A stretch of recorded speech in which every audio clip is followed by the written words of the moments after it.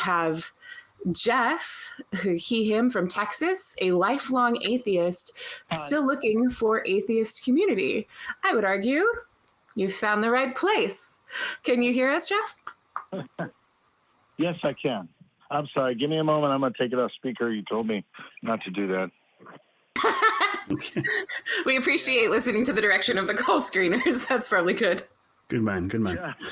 Imagine that. Imagine that. I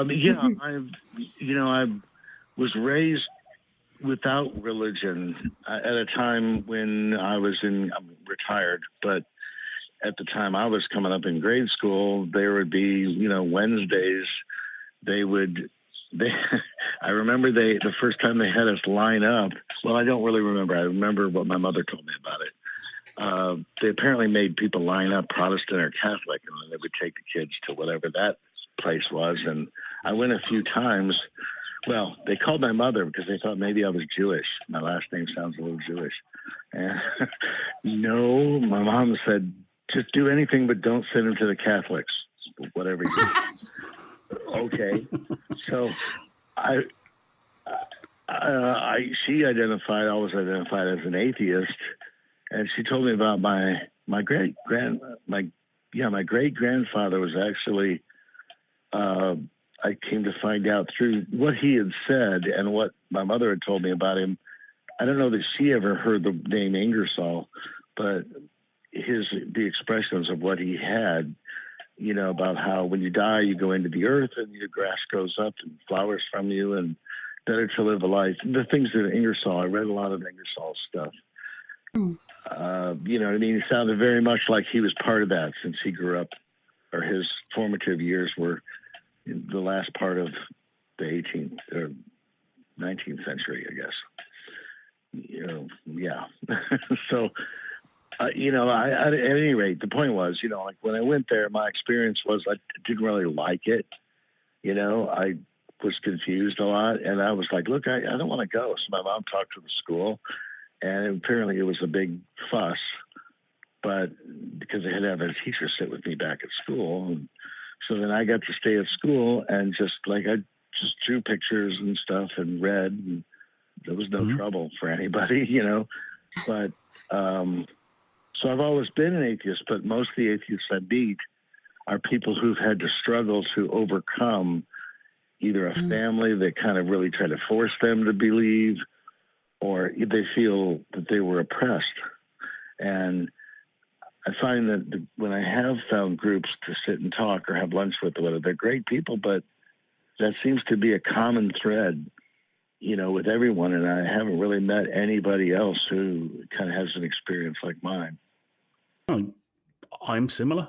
I mean, ironically, having grown up in a country with a state religion, going to a public school that did religious things, I never believed. I was never expected to believe. I was never forced to go to any kind of religious event. We sang hymns in assembly, but they were just songs. We had a prayer in assembly, but it wasn't enforced. We just sat in silence for a minute. I was never expected to be religious. And I understand that imposter syndrome when you are surrounded by people who have had to fight their way free of what can be very deeply ingrained trauma and psychological conditioning. Many people at the ACA, many co-hosts that I've worked with have had to go through that. And you do sometimes feel a bit like a fraud, like, I didn't have to deal with any of that. I've never believed in God, and that's always the way it's been. But not to speak on behalf of those, and maybe Sophia will chip in with her experience, but they still are going to appreciate your allyship, and you can be an anchor for people, especially those who are still deconverting, still questioning, because you are the blank slate. You are the untarnished soil. You are unmarred by these doctrines. And you go, yeah, none of it makes sense. Trust me, I've never done it. So let's talk. I love that. Yeah, sorry, go ahead. I was just going to say, like, my mother, the other part of it, she explained to me that they described it as, they said, line up Protestants and Catholics, and I had no clue what the hell they were talking about. Well, what church do you go to? I don't know what you mean. I didn't understand. To me, it was all, I'm supposed to be part of some club, and I don't have a clue what they're talking about. I was just very uninterested in it, and even afterwards, I didn't feel like that was it was like, oh, okay. I said I didn't really want to do that, and they accommodated me. I mean, I didn't think of it that way, but I thought of it like, oh, okay, I have to do that. And that was it. I never felt like that was oppressive. It was just like, good. I said I didn't want to do that, and they were cool with it. So I got to draw pictures. And the funny thing about it was, after that, I was the only one for a few weeks, and then there was 2 and then 3 of us. So apparently somewhere the word got around, but we never discussed what we were missing out on, or that was never, as kids, we just played together, and it was never a thing. Nobody ever really got down on me for it or mentioned it again. It was just, but I do find, like, in moving through life, there are people who would sometimes ask, and I was like, well, I'm not, and some people who would say things like, a lot of people who went through the oppression and stuff, or family pressure, they would say things like, well, I'm an agnostic, and I just, well, of course, nobody knows, because you haven't been there yet. You haven't been dead yet, Like, I really appreciate. Well, I'm an atheist. I always felt comfortable with saying I'm an atheist, because I think that's most accurate. I think I appreciate so many things about your story, in that there are religious people around, but you didn't feel pressured by them, that you had to participate, aside from the inherent pressure of just telling kids to line up with something that they don't, understand at that point. The connotations of separating Protestants and Catholics has weight from the history I come from, but I digress. I think that makes a lot of sense. That's true. Yeah. I grew up very differently than that. There would have had to have been a line for, like, Wiccans and New Age at my school too. So it's kind of this, which is a very different context. But I love that your mom was like, no, he doesn't have to do this, that she was involved and cared about your experience, and that sort of makes me happy. And then I think about, so I am from a family that has hundreds of years of religion and its involvement in religion fairly well documented. So I'm kind of more from that background where I was not nearly as abused as a lot of folks I know in religion. But there is a lot of anger when you come out of that. And I can see how, if you don't identify with that anger, that could feel a little alienating, because people might say it's a chip on the shoulder, but really it's that you're allowed to be angry now. You're out, you're allowed to be mad and express that anger and find other people who also have that anger. So it becomes a little bit therapeutic for those of us who came out of a faith, but it's not everyone's experience. And more, I think that your experience is going to be more common. My husband actually was raised without religion, and some of what I describe going through, or even that I describe thinking now or following a thought process that I realize in hindsight still has remnants of religious thinking within it, as much questioning as I like to think I do, he just can't identify with, or he will point out that that's not anything he ever felt or anything he ever went through. And he also is from a country that actually has more government sponsorship of religion directly. And I love that for him, that he doesn't have that trauma. And I hope for my children, of which they're about to be 2, that that's their experience too, is that they don't end up with as much anger and as much sort of rehabilitation you have to do about your beliefs about people, your beliefs about yourself.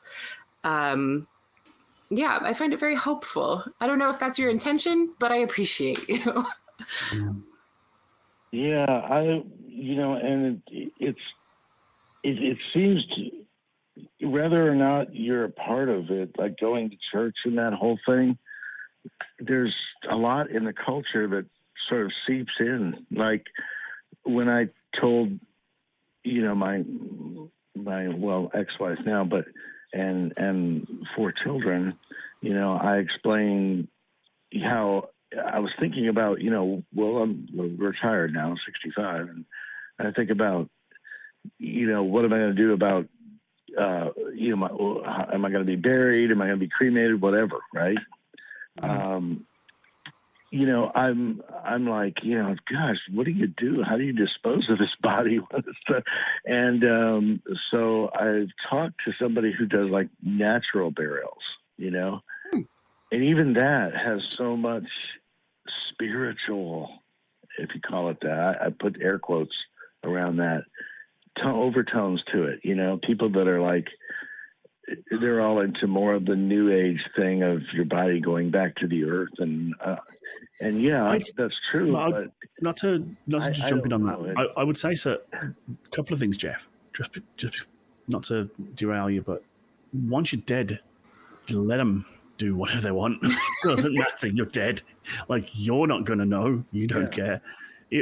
I find that funerals and funerary rites and all that kind of stuff, they're not for the departed. They're for the people they leave behind. And if the people that are left behind want to do something spiritual, unless you find it absolutely abhorrent, I don't see much in the way of harm.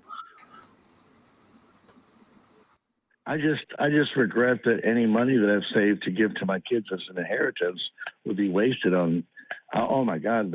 I've been through being executor on my uncle, my dad, my mom, only child, and my spouse had gone through being the executor for both her mom and her dad, and I mean, I remember going with her, and like, for example, her mom had a pre-planning life insurance policy, right? And I was like, okay, well, the burial is this much, but the value of her insurance was this much. So what are you all doing? Writing a check or what? Well, no, we just keep that. What do you mean you just keep that? Where is that in a contract? And my wife had never thought about that.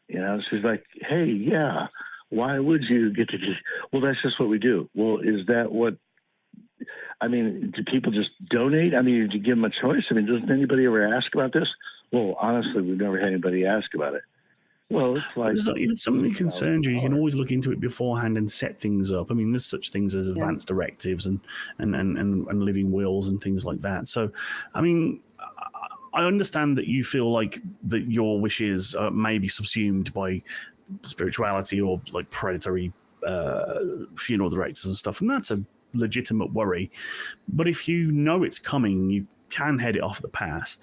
I would say, though, that right at the bottom, that I've wanted to say for the whole call is that, again, I want to repeat, your allyship is useful, your allyship is needed, and anyone who's going through or has been through a religious experience and is coming out of it will be happy to have you in their circle.